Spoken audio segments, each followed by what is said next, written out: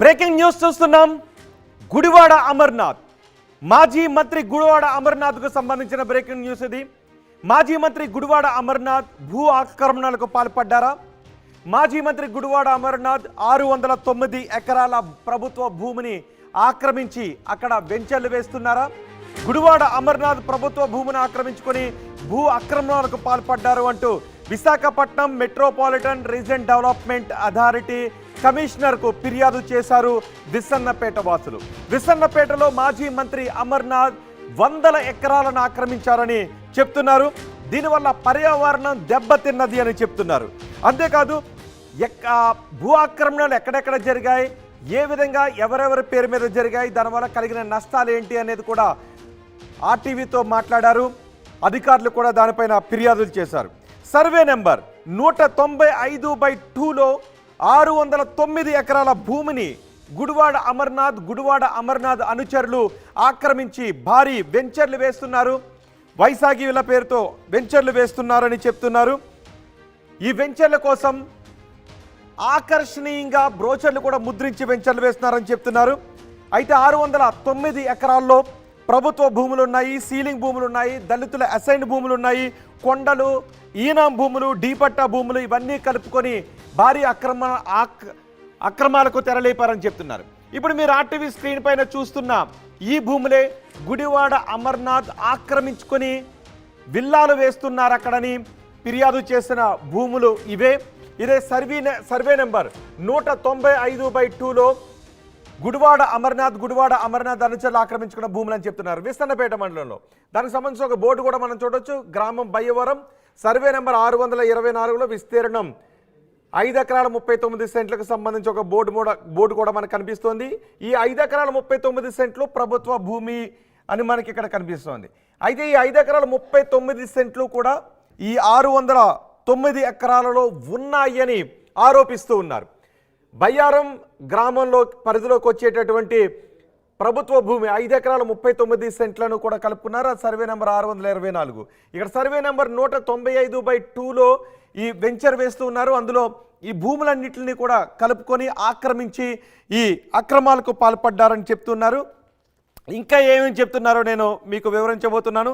అనకాపల్లి జిల్లా కసింకోట మండలం విసన్నపేటలో మాజీ మంత్రి అమర్నాథ్ భూ ఆక్రమణలకు పాల్పడ్డారు, భూదందాలు చేశారంటూ ఆరోపించారు.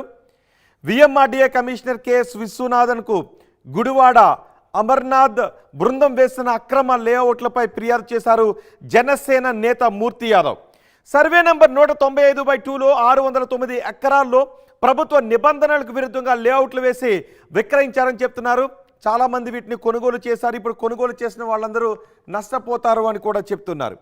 గుడివాడ అమర్నాథ్ బినామీలు వైశాఖి వ్యాలీ పేరుతో కొత్తగా బ్రోచర్లు విడుదల చేసి గృహ లేఅవుట్లు వేసి విక్రయాలు చేస్తున్నారని చెప్తున్నారు. దీనివల్ల ఏ విధంగా పర్యావరణానికి హాని కలిగిందో కూడా చెప్తున్నారు.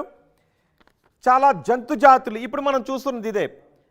వైశాఖి వ్యాలీ పేరుతో ఈ బ్రోచర్లు వేసి ఆకర్షణీయమైన బ్రోచర్లు వేసి ఈ విధంగా విల్లాలు ఉంటాయి అని చెప్తూ ఆ ప్రకృతి అందాల మధ్య ఈ రకమైన విల్లాలు వేశారు. ఆ ప్రకృతి అందాలను, పర్యావరణాన్ని చెడగొడుతూ భూ ఆక్రమణలకు పాల్పడి ఈ వెంచర్లు వేశారు గుడివాడ అమర్నాథ్ అని జనసేన నేతలు ఆరోపిస్తున్నారు. దీనివల్ల అక్కడ ఇదిగో మనం చూస్తున్నాం బ్రోచర్లో ఈ విధమైనటువంటి బ్రోచర్లు వేశారు. ఇదంతా కొండ పైభాగం, కొండ మధ్యలో ఇలా వస్తుంది, ఆ తర్వాత లేయర్లకి ఇలా వస్తుందని ఇదంతా ఈ కొండలను ఆక్రమించుకున్నారని చెప్తున్నారు. ఈ కొండలను ఆక్రమించుకున్నారు, ఈనాం భూములను ఆక్రమించుకున్నారు, డీపట్టా భూములను తీసుకున్నారు, అసైన్ భూములను తీసుకున్నారని. అసైన్ భూములను ఎవరో కూడా కొనటానికి అవకాశం ఉండదు, కొనకూడదు. అలాగే డీపట్టా భూములను కూడా ఇక్కడ కొని రకంగా విల్లాలు వేయటం అనేది నేరం అని చెప్తున్నారు. 609 ఎకరాల్లో అరుదైన జంతు జాతి ఉంది. ఆ అరుదైన జంతు జాతికి నష్టం వాటిల్లిందని చెప్తున్నారు. అంతేకాదు అక్కడ ఉన్న నీటి వనరులకు నష్టం కలిగించారని చెప్తున్నారు. రెరా అనుమతులు లేవని చెప్తున్నారు. ఈ వెంచర్లు వేయడానికి రెరా అనుమతులు లేవు అని కూడా చెప్తున్నారు. అన్ని రకాల ఉల్లంఘనలకు పాల్పడుతూ ఈ వెంచర్లు వేశారు అని చెప్తున్నారు. వైశాఖి వ్యాలీకి నోటీసులు కూడా ఇచ్చారు. విఎంఆర్డీఏ కమిషనర్ నోటీసులు ఇచ్చారు. వారం రోజుల్లోగా దీనికి సమాధానం చెప్పాలి అని కోరుతూ ఉన్నారు. గుడివాడ అమర్నాథ్ ఆయన బినామీలు ఆక్రమించిన ప్రభుత్వ భూములను స్వాధీనం చేసుకోవాలి అని ఎన్డీఏ నాయకులు డిమాండ్ చేస్తున్నారు. పర్యావరణానికి విఘాతం కలిగించారని చెప్తున్నారు. ఈ లేఅవుట్లు వేయటానికి ఎటువంటి అనుమతులు తీసుకోలేదు అని చెప్తున్నారు. రెరా అనుమతులు లేవు, అక్కడ వాల్టా చట్టాన్ని అతిక్రమించి చెట్లను కొట్టేశారని. ఈ కొండల్లో ఆ వెంచర్లు వేయటానికి విపరీతంగా చెట్లను నరికేశారు. దీనివల్ల కొన్ని జంతు జాతులు అక్కడ అంతరించిపోయాయి అని చెప్తున్నారు. సహజ వనరులు భూదోపిడీ జరిగింది, వాల్టా చట్టాన్ని అతిక్రమించి మరీ చెట్లను నేల కూల్చారని చెప్తున్నారు. రెరా అనుమతులు లేకుండా ప్రభుత్వ భూములను ఆక్రమించుకొని వేసిన ఈ వెంచర్లను ప్రభుత్వం తిరిగి స్వాధీనం చేసుకోవాలి, సంబంధించిన వాళ్ళపై కేసులు నమోదు చేయాలి అని డిమాండ్ చేస్తున్నారు ఎన్డీఏ నాయకులు. దీనికి సంబంధించి మా ప్రతినిధి వర్మ కూడా ఆ గ్రామానికి వెళ్ళారు. అక్కడ నిజంగా ప్రభుత్వ అనుమతులు లేకుండా భూములను ఆక్రమించుకొని ఈ వెంచర్లు వేశారా, వాస్తవం ఏంటి, గ్రౌండ్ రిపోర్ట్ ఏంటో తెలుసుకునే ప్రయత్నం చేశారు. మా ప్రతినిధి వర్మ అక్కడికి వెళ్ళినప్పుడు ఎన్డీఏ నాయకులు అక్కడ ఉన్నవాళ్ళు ఏం సమాధానం చెప్పారో చూద్దాం. ఉమ్మడి విశాఖ జిల్లాలో వరుస భూ ప్రకంపనలో ఊరెత్తిపోతూ ఉంది. రోజుకో భూ కబ్జా, రోజుకో భూ ఆక్రమణ గురించి మారుమ్రోగిపోతూ ఉంది. ప్రస్తుతం విస్సన్నపేట భూముల విషయంలో పెద్ద దుమారమే చెలరేగుతోంది. అసలు ఏమిటి విస్సన్నపేట భూముల వ్యవహారం? ఇందులో మాజీ మంత్రి అమర్నాథ్ హస్తం ఎంత అన్నది మాట్లాడడానికి మనతో పాటు కూటమి నాయకులు చాలామంది మనతో పాటు ఉన్నారు. జనసేన, బీజేపీ, ఇతర తెలుగుదేశం పార్టీ నాయకులు మనతో పాటు ఉన్నారు. అసలు ఈ విస్సన్నపేట భూముల వ్యవహారం పూర్వాపరాలు ఏటో వాళ్ళని అడిగి తెలుసుకునే ప్రయత్నం చేద్దాం. చెప్పండి, అసలు ఒకే సర్వే నెంబర్లో 601 ఎకరాల్లో పెద్ద వెంచర్ వేసినట్టు, దాన్ని ప్రస్తుతం అమ్మకాలు జరుగుతున్నట్టు కూడా మీరు పదే ఆరోపణలు చేస్తూ ఉన్నారు. అసలు ఇక్కడ ఉన్నది 600 ఏదైతే ఉందో 601 ఎకరాలని కూడా అమర్నాథ్ కబ్జా చేశారా? అసలు ఏం జరుగుతుంది ఈ వ్యవహారం అక్కడ? ఈ సర్వే నెంబర్లో ఏదైతే మనం మాట్లాడుకుంటా ఉన్నామో 195/2 అనే సర్వే నెంబర్లో 609 ఎకరాల 24 సెంట్లు భూమి ఉందండి. అయితే ఇక్కడ నిర్మాణం చేస్తామంటున్న లేఅవుట్ మరి గత 5 ఏళ్ల ప్రభుత్వంలో వైసీపీ తాలూకా అవినీతి అక్రమ మానసపుత్రికగా ఇది ఉంది. దీనికి సంబంధించినంత వరకు మరి రైతులదని రైతులు చెప్తా ఉన్నారు, లేదు మాదే అని కొంతమంది చెప్తా ఉన్నారు. దానికి సంబంధించి సబ్ డివిజన్స్ ఇవన్నీ కూడా జరిగినాయి. ఎంతమందికి రైతువారీ పట్టాలు ఉన్నాయి అన్నది తేల్చాల్సింది రెవెన్యూ అధికారులు. వాళ్ళు మరి నోరు మెదటం లేదు. కింద రంగబోలుగడ్డ రిజర్వాయర్ అని ఒకటి ఉంది, దాని కింద ఆయకట్టు రైతులు ఉన్నారు. 1500 ఎకరాల పైన ఆయకట్టుకి అదే ఆధారం. మరి దానికి వెళ్ళేటటువంటి గెడ్డలన్నీ కూడా ఎక్కడున్నాయి? ఆ రోజు ఆ రంగబోలుగడ్డని యాక్వైర్ చేసింది ప్రభుత్వమే కదా, మరి దానికి సంబంధించిన గెడ్డలన్నీ కూడా ఈ భూమి గుండానే ఉన్నాయి. అక్రమ లేఅవుట్ అని పదే మేము అనడానికి గల కారణాలు కూడా చెప్తా ఉన్నాం.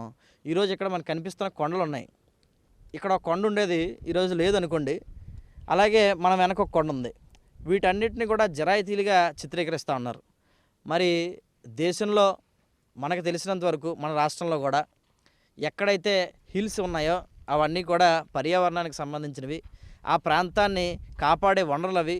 మరి వాటిని జరాయితీలు అని చెప్పని తవ్వేసుకుంటాం, వాటి మీద వెళ్ళి ఈ విల్లాలు కడతాం, 100 కోట్ల 1000 కోట్ల రూపాయలు వ్యాపారం చేస్తామని చెప్పేసి నిబంధనలు అతిక్రమించి చేయడాన్ని మేము తప్పని చెప్తా ఉన్నాం. అదేవిధంగా ఇక్కడ ఉన్నటువంటి గ్రావెల్ని కొంచెం తరలించుకొని పోయారు. మరి దాని పరిస్థితి ఏంటి అని చెప్పి అడుగుతా ఉన్నాం. వాల్టా చట్టాన్ని అతిక్రమించారు, మరి దాని గురించి ఏంటని అడుగుతా ఉన్నాం. అలాగే విఎంఆర్డీఏ సంబంధిత అప్రూవల్స్ లేకుండా ఇక్కడ లేఅవుట్ నిర్మాణం చేస్తూ ఉన్నాం, అది ఎంతవరకు సబ్బని అడుగుతా ఉన్నాం. అలాగే ఇక్కడ ఉండేటటువంటి ఎలక్ట్రికల్ డిపార్ట్మెంట్ రెస్కో ఆర్ఈసీఎస్ని కూడా అక్కడ కూడా అధికారులు మోసం చేసి ఇక్కడ కరెంట్ లైన్లు ఇప్పించుకోవడం, అంటే విపరీతమైనటువంటి నిబంధనల ఉల్లంఘన అనేది అన్ని శాఖల పరంగా కూడా ఇక్కడ జరిగింది. అసలు ఈ వ్యవహారం అంతా ఎవరు నడిపించుంటారు? ఎవరు ఈ వ్యవహారం అంతా నడిపారు? ఈ అక్రమ అనుమతులు, అక్రమ నిబంధనల్ని తొంగలో తొక్కేలా ఎవరు వ్యవహరించారు? మీకు డీటెయిల్గా ఒక విషయం చెప్తాను సార్. మా దగ్గర ఆధారాలు ఉన్నాయి.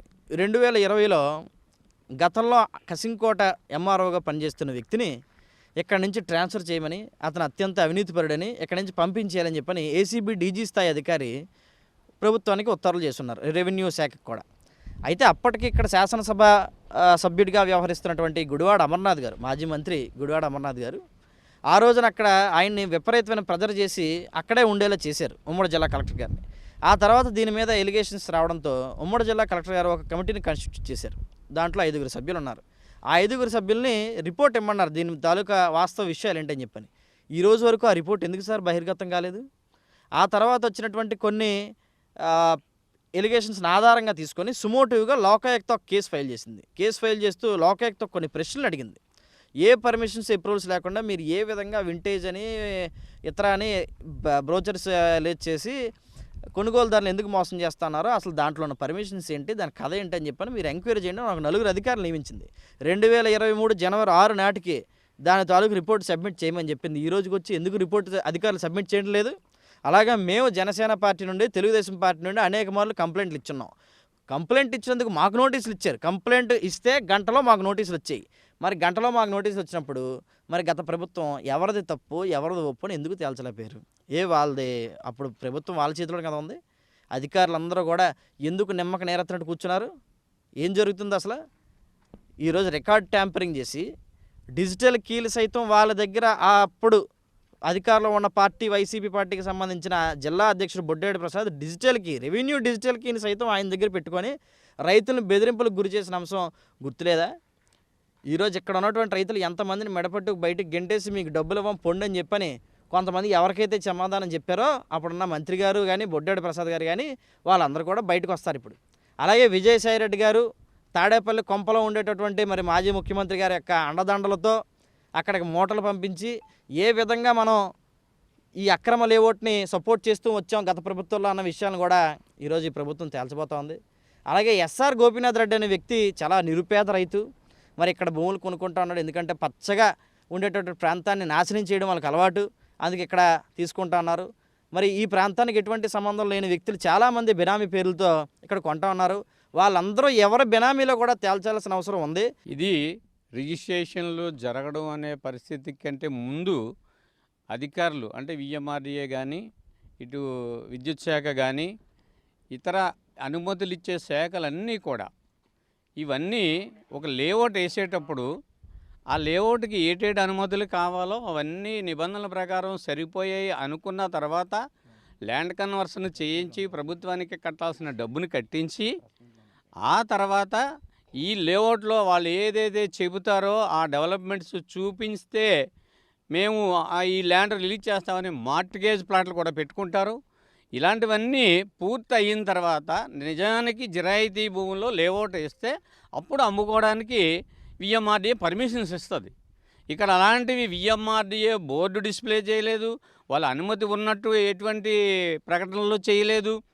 ఇవేవీ లేకుండా అమ్మకాలు జరుపుతూ ప్రజలను మోసగించి అడ్వాన్సుల రూపంలో 100 కోట్లు సొమ్ము చేసుకోవడం, ఇక్కడ రైతులను బెదిరించి వాళ్ళ దగ్గర ఉన్నటువంటి భూముల్ని తక్కువ ధరకి లాగేసుకోవడం, లేదా ఈ పోరంబోకు భూములు ఇతరత్ర ప్రభుత్వ భూములన్నీ కూడా కబ్జా చేసి దీంట్లోనే చూపించి నేనైతే చెప్తాను, ఈ ప్రజాప్రతినిధులు ఈ లేఅవుట్ ఎవరైతే వేస్తున్నారో ఈ నాయకుల కంటే ముందు అత్యంత అవినీతికరమైనటువంటి రెవెన్యూ శాఖ ఆనాటి కలెక్టర్గా ఉన్నటువంటి గుడివాడ అమర్నాథ్ మంత్రిగా ఉన్నప్పుడు బొడ్డేడు ప్రసాద్ వైఎస్ఆర్సీపీ జిల్లా అధ్యక్షుడిగా ఉన్న పరిస్థితుల్లో ఉమ్మడి జిల్లా కలెక్టర్గా ఉన్నటువంటి కలెక్టరు అత్యంత జాయింట్ కలెక్టరు ఇక్కడ కసింకోట మండల ఎంఆర్ఓ అత్యంత అవినీతికరమైన వ్యక్తులు అవ్వడం వలన వాళ్ళు కూడా 100 కోట్లు జేబుల్లో వేసుకొని వీటికి ఏం జరుగుతున్నా సరే మాకు సంబంధం లేదని చెప్పి వ్యవహరిస్తూ నిమ్మక నీరెత్తినట్టు. ఒకటి చెప్పండి, ఇది మొత్తం 601 ఎకరాల్లో ఈ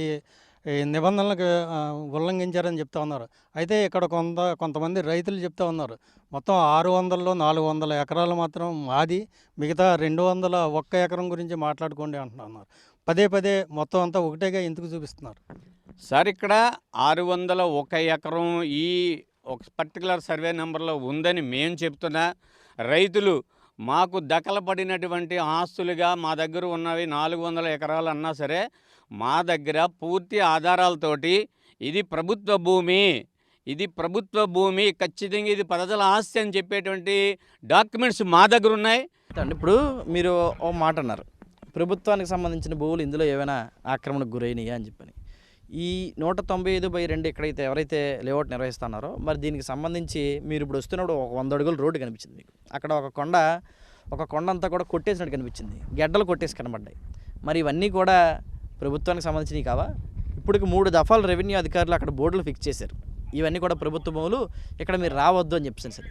మరి దానికి సంబంధించిన బోర్డులు పెట్టిన ప్రతిసారి ఎందుకు పీకేస్తున్నారు? మీరు ఇప్పుడు వెళ్ళేటప్పుడు చూస్తే దారిలో ఆ బోర్డులు ఉండవు, కానీ అక్కడ బోర్డులు ఫిక్స్ చేసినటువంటి ఫొటోస్ మీకు పంపిస్తాం. మరి ఆ రెవెన్యూ అధికారులు ఎందుకు మాట్లాడటం లేదు? అలాగే ఇక్కడ ఉన్నటువంటి స్టెమ్ బెడ్స్ వాటి గురించి కూడా మేము మాట్లాడుతున్నాం. ఎందుకు వాటిని తవ్వేసి వాటిని కప్పేసి చూస్తే ఈరోజు మనం అక్కడ చూస్తే దారిలో అక్కడ మనకు ఒక గడ్డ వర్షాలు ఇప్పుడు పడ్డాయి కాబట్టి దానికి సంబంధించి దారి ఏర్పరచుకుంది. మరి ఆ దారి ఏర్పరచుకున్నప్పుడు మరి ఇవన్నీ కూడా నీరు పొలం మనం మనిషికి మనం అబద్ధం చెప్పొచ్చండి, కానీ ప్రకృతి ఎక్కడ కూడా అబద్ధం ఆడదు. కానీ ఈరోజు ప్రకృతి ఈ వర్షాకాలంలో రాబోయే నిజాలు ఏంటో ప్రకృతి చూపిస్తుంది.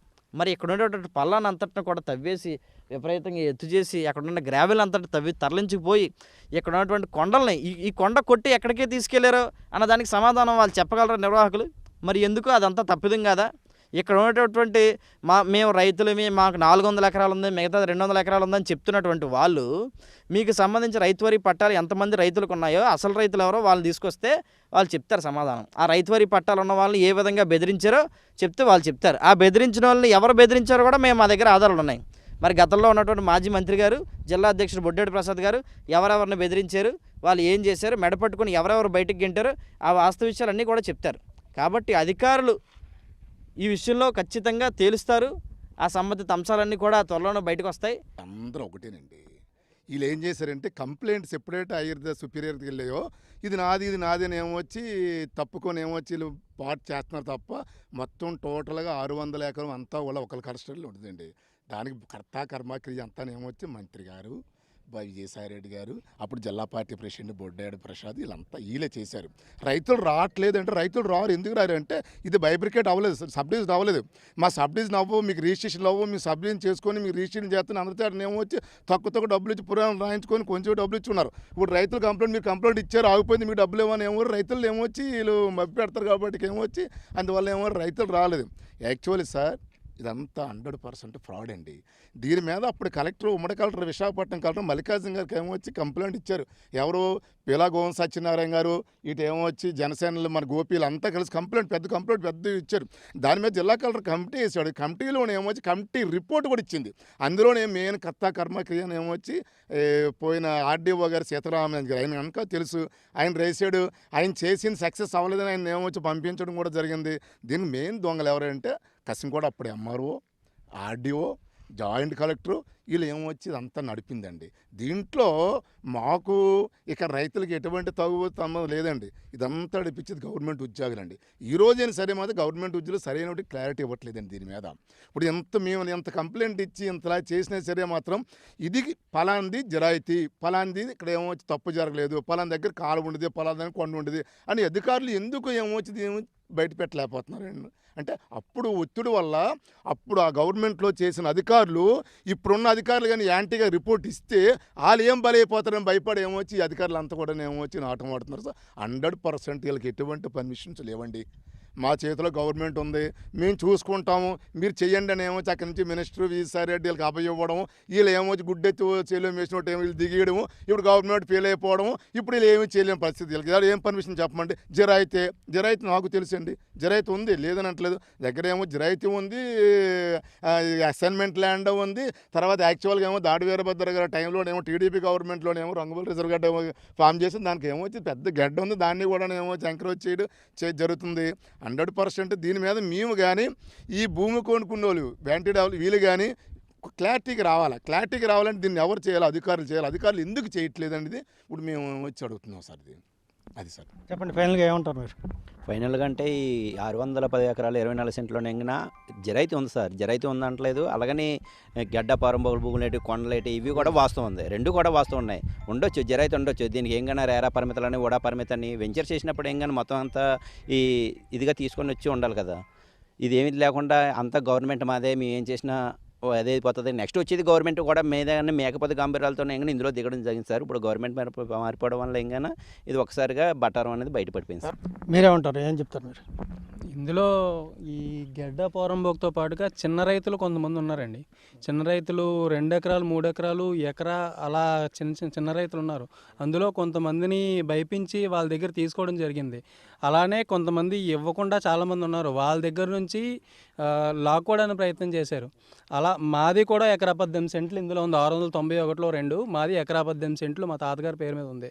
దాన్ని కూడా లాక్కోవడానికి ట్రై చేశారు. మాకు విఆర్ఓ గారితో కానీ గతంలో ఉన్న విఆర్ఓ వాళ్ళతో వీళ్ళతో కొంచెం లైట్గా టచ్లో ఉన్నప్పుడు ఇవి బెనామీలు ఎవరైతే డైరెక్ట్గా వాళ్ళు కాకపోయినా బెనామీలు ట్రై చేశారనమాట. బెనామీలు లాక్కోవడానికి ట్రై చేసినప్పుడు మేము దానికి మా దగ్గర ఉన్న ఆధారాలు చూపించి దాన్ని వాళ్ళ ఆధీనంలోకి వెళ్లకుండా మేము కాపాడుకోగలిగాం అనమాట. అలాగే ఇక్కడ చాలా గెడ్లు కానీ పోరంబొగ్గు చాలా ఉంది. దాన్ని కూడా వాళ్ళు ఇక్కడ గెడ్లు అవన్నీ కప్పేశారు. ఈ చుట్టుపక్కల ఈ లైన్లోనే గెడ్లు ఉండేవి. ఆ గెడ్లన్నీ సరే, ఫైనల్లీ చెప్పండి, ఏంటి మీరు ఎలాంటి పరిష్కారాన్ని కోరుతా ఉన్నారు ఇక్కడ? ఈ ప్రభుత్వంలో అయితే మటుకు ఈ విస్సన్నపేట ఎపిసోడ్కి ఒక ముఖ్యం పలకాలని అయితే కోరుకుంటా ఉన్నామండి. ఎందుకంటే మాదని వాళ్ళు, తప్పిదాలు ఉన్నాయని మేము, ప్రభుత్వానికి సంబంధించిన అధికారులేమో మాకేం సంబంధం లేదని వాళ్ళు కూర్చుంటే జరగదు. కాబట్టి దీనికి సంబంధించి ఒక ముగింపు పలకాల్సిన అవసరం ఉంది. ఇందులో ఆక్రమణకు పాల్పడ్డ ప్రతి ఒక్కరిని, నిబంధనలు ఉల్లంఘించిన ప్రతి ఒక్కరిని వాళ్ళకి చట్టపరమైనటువంటి శిక్షలు వేయాల్సిన అవసరం ఉంది. ఎందుకంటే పర్యావరణం నాశనం జరిగింది, ఇక్కడ ఉన్న ప్రకృతి విధ్వంసానికి గురైంది, ఇక్కడ ఉన్న వనరులు దోపిడీ కాబడ్డాయి, ఇక్కడ ఉండేటటువంటి ప్రభుత్వ భూములు ఆక్రమణలకు గురి కాబడ్డాయి. కాబట్టి వీటన్నిటికీ సంబంధించిన చర్యలు, శాఖాపరమైన చర్యలు ఆక్రమణదారులు, అవినీతి పరుల మీద తీసుకోవాల్సిన అవసరం ఉంది. వాళ్ళని ఖచ్చితంగా తీసుకునేలాగా ఈ ప్రభుత్వం చర్యలు తీసుకుంటుందని మేమైతే బలంగా కోరుతా ఉన్నాం. సో అంతా ఒకటే చెప్తున్నారు, ఈ విస్సన్నపేట భూ వివాదానికి ప్రభుత్వం త్వరగా ముగింపు పలకాలి. అదేవిధంగా ఇక్కడ ఎవరైతే నష్టపోయారో చిన్న రైతులు వాళ్ళని కూడా రక్షించాలి. అలాగే నిబంధనలకు విరుద్ధంగా ఎవరైతే ఈ విల్లాలు అలాగే రియల్ ఎస్టేట్ వ్యాపారం చేస్తూ ఉన్నారో వాళ్ళందరినీ కూడా కఠినంగా శిక్షించాలని వీరంతా కోరుతూ ఉన్నారు.